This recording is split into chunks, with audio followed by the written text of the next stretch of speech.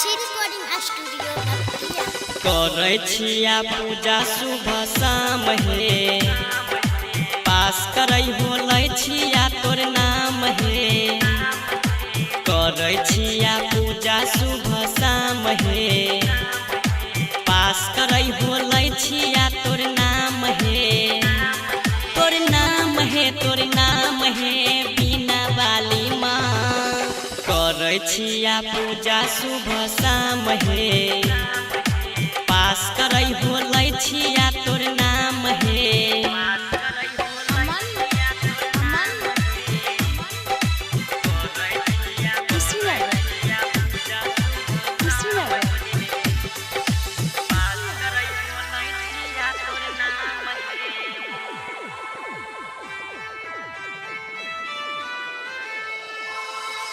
माफ करी हो मैया जे हमरा से भेल होता भूल हे लगबै छिया चंदन लेके चरणों के तोर धूल हे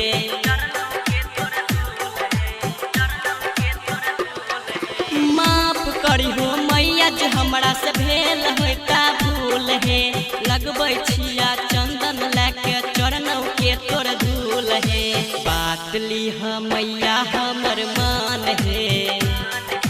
बात लीह मैया हमर मान हे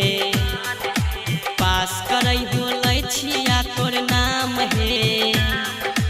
करै छिया पूजा सुबह शाम हे पास करै होलै छिया तोर नाम हे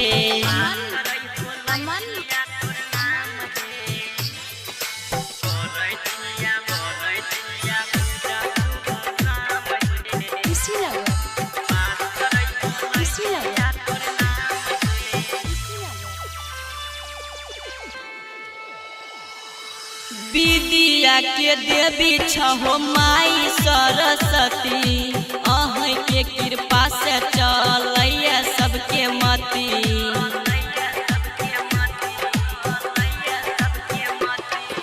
विद्या के देवी छहो माई सरस्वती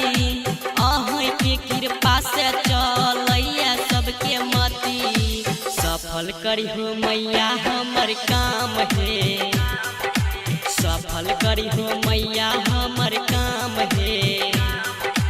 पास करै होलै छिया तोर नाम हे करै छिया पूजा सुबह शाम हे पास करै होलै छिया तोर नाम हे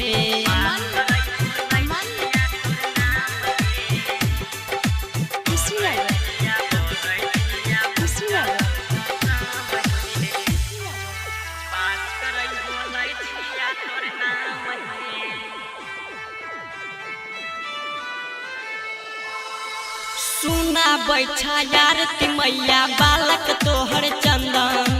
दूर कर दुख है मैया जे छै हमरा अंदर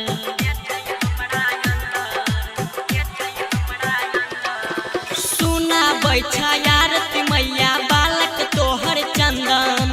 दूर कर दुख है मैया जे छै हमरा अंदर मनुष्य जे करै छा प्रणाम हे मनुष्य जे करै छा प्रणाम हे पास करै होलै छिया तोर नाम हे करै छिया पूजा सुबह शाम हे पास करै होलै छिया तोर नाम हे साक्षी रिकॉर्डिंग स्टूडियो भक्तिया।